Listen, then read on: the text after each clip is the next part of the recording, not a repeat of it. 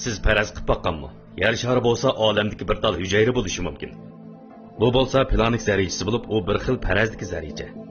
Bu bo'lsa neytron. Uning cho'ngligi 1.6 ko'paytirilgan 10⁻15 darajasi metrdan. Bu bo'lsa proton. Umu atom yadrosini tashkil qiladigan nukleonlarning biri. Bu bo'lsa uran atom yadrosi. Uning cho'ngligi 1.15 ko'paytirilgan 10⁻14 darajasi metrdan. Bu bo'lsa hidrogen atomi. Olamdagi hidrogen atomi elementlar massasining 75%ni tashkil qiladi. Bu bo'lsa Fransiya atomi. Bu tabiiy elementlar ichidagi eng turaqsiz element. Bu bo'lsa DNA bo'lib, bir xil ersiyat buyrug'ini tashkil qilib, biologik yetilish va hayotlik funksiyasining harakatiga yetakchilik qiladigan biologik cho'ng molekula. Bu bo'lsa bakteriofag. Bu faqat bir to'p oqsil sirtqi posti bilan o'ralgan ersiy modda. Bu bo'lsa qizil qon hujayrasi. Qon suyuqligidagi soni eng ko'p bir xil qon hujayrasi. Bu bo'lsa Nambiya gungurtumar sharchi bakteriyasi bo'lib, uning hujayrasini ko'z orqali bevosita kuzatgan bo'ladi. Bu biz doim ishlatadigan ustal kompyuteri. Asosan hamma odamning uyida birdan bor. Bu bo'lsa insoniyat madaniyatidagi o'lchamlik bir quromiga yetgan erning bo'y egizligi. Bu bo'lsa Argentina dinozavri. Yərşarí tarixida mavjud bo'lib baqqan quruqlikka eng cho'ng jonliq. Bu bo'lsa cho'ng tipdagi aeroplan bir vaqtda 500 odamni sig'dira oladi.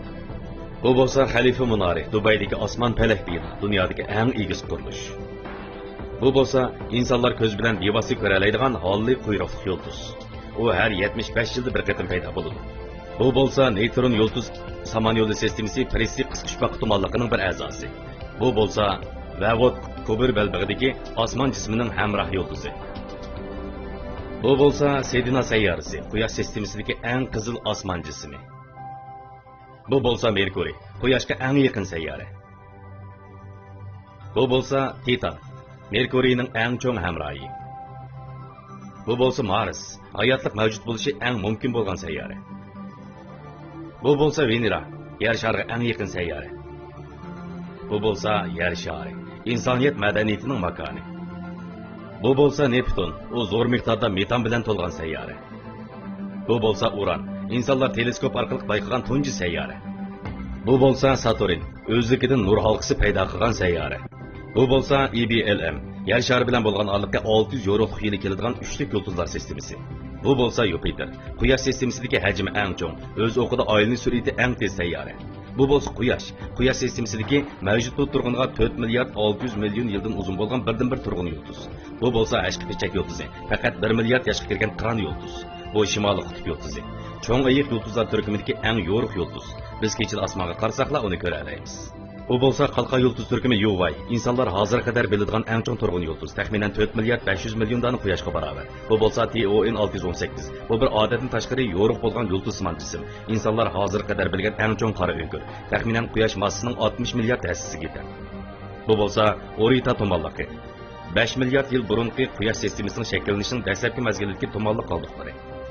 Bu bo'lsa M71, O'qya yulduz turkumiga joylashgan sharsimon yulduzlar to'pi. Yərşarí bilan bo'lgan aniqligi 13 ming yorug'lik yili. Bu bo'lsa Badina halqasi, Orion yulduz turkumidagi darajadan tashqari tumanliq. Yərşarí bilan bo'lgan aniqligi 1600 yorug'lik yili. Bu bo'lsa Samon yo'li sistemasi. Diametri 100 ming yorug'lik yili keladigan necha 10 million turg'un yulduzlarni qo'yniga olgan tayoqsimon aylanma yulduzlar sistemasi. Bu bo'lsa IC1101, olamdagi eng cho'ng yulduz sistemasi. U necha 10 million Samon yo'li sistemasini o'z ichiga sig'dira oladi. Bu bo'lsa KBC kaviki. U Lanya Kaya darajadan tashqari yulduz to'pini o'z ichiga olgan. Atrofi nisbatan bepoyon bo'lgan olam doirasi. Bu bo'lsa insonlar hozirgacha bilgan eng yuqori chek, olam mikrodo'lqinliq radiatsiya spektri. Biz doim deydigan, ko'zatkili bo'ladigan olam. Diametri 93 milliard yorug'lik yilga barobar. Sizcha mana shu butun olam shundaqmi? O'ylab baqdingizmi? Ko'zatkili bo'ladigan olamning sirtida balkim yana biz sanab bo'lolmaydigan ko'p olam mavjud bo'lishi mumkin. Shundaq. Mana bu bizning olam.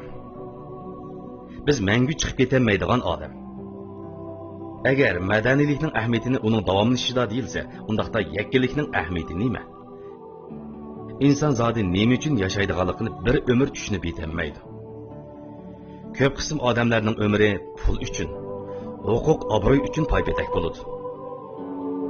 Bir yurish uyi uchun hayotining yerimda ko'proq vaqtini sarf qilib yetadi. Siz yashangan vaqtda orqangizga qaraganingizda hammasi arzigidek deb o'ylamsiz. Balkim siz o'ylab baxmagan bo'lishingiz mumkin. Pulni yetarli tepib bo'ladigan bir kun mangu kelmaydi. Lekin insonning cho'qim qerib o'ladigan vaqti keladi. Dunyo har xil holatga ega. Shunga har bir odam qo'lashgan qimmatni o'xshash bo'lmaydi. Cheklik hayotda zodi qanday qilib o'zining umrini yaxshi o'tkazish kerak. Bu videoni ko'rib bo'lgandan keyin hayotning ma'nosiga nisbatan yep-yangi tafakkurlarni qilishingizni umid qilaman.